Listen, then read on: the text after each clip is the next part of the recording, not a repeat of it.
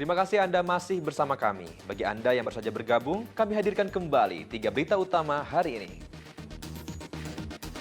Seorang ibu dan anaknya yang masih berusia 9 tahun ditemukan tewas di Cilacap. Diduga korban tewas bunuh diri dengan minum racun potasium sianida.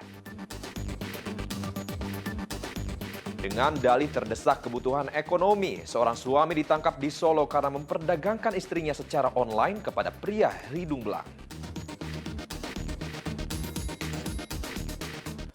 Bayi ditemukan dalam kondisi hidup dibuang orang tuanya di teras rumah warga di Rembang.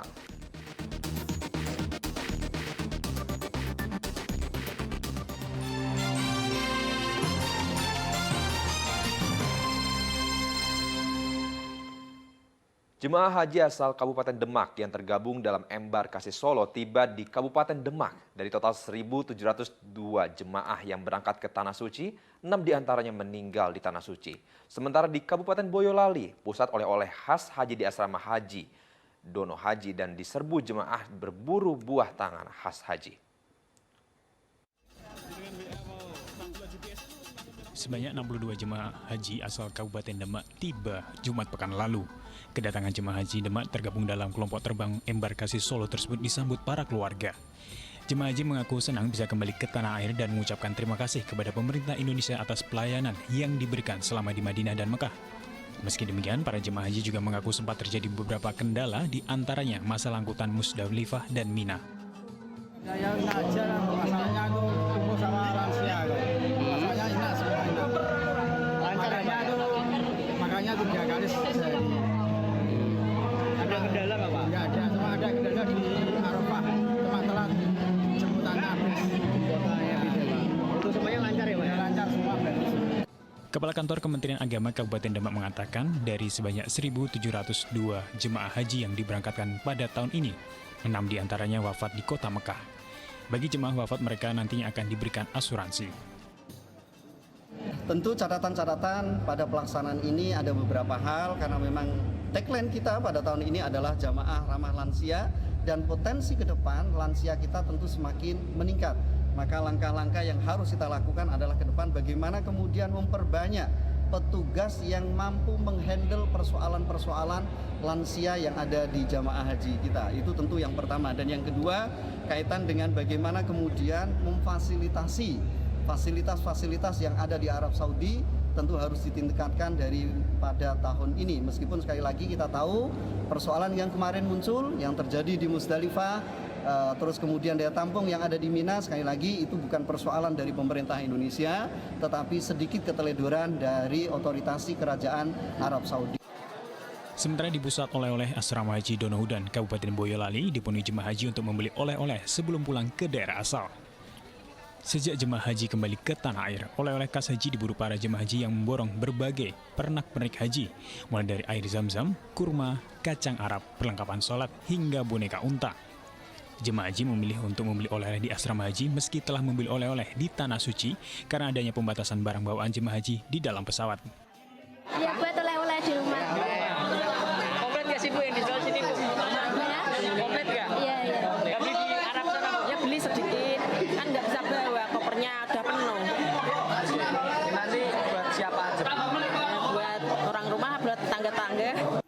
Harga air zam-zam berkisar Rp350.000 per 5 liter, sedangkan untuk 10 liter Rp650.000. Untuk kurma Rp35.000 hingga Rp150.000 per kilogram.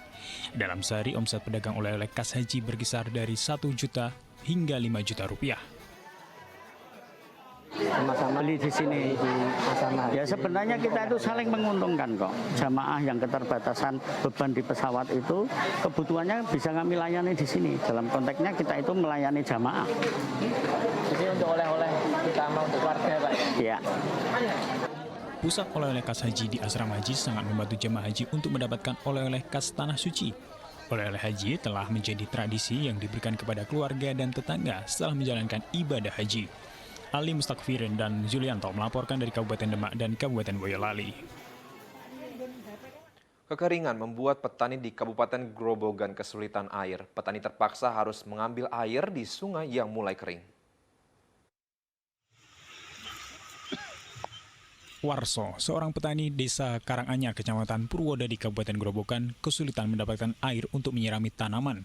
Sejak sebulan terakhir, dirinya mengambil air dari sungai yang mulai mengering.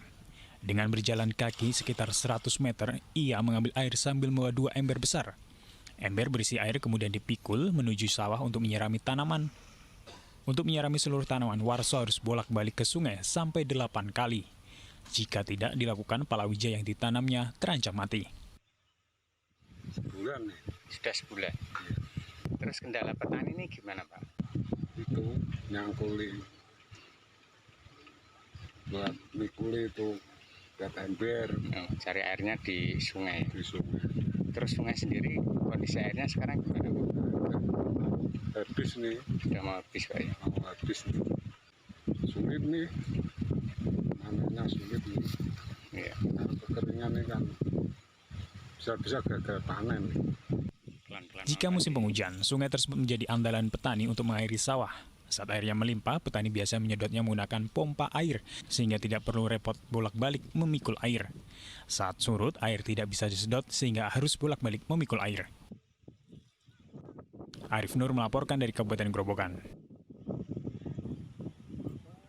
Sebuah mobil di Kabupaten Kudus menabrak seorang warga di tepi jalan, lalu menabrak motor hingga ringsek. Mobil terus melaju hingga akhirnya berhenti setelah menabrak ruko.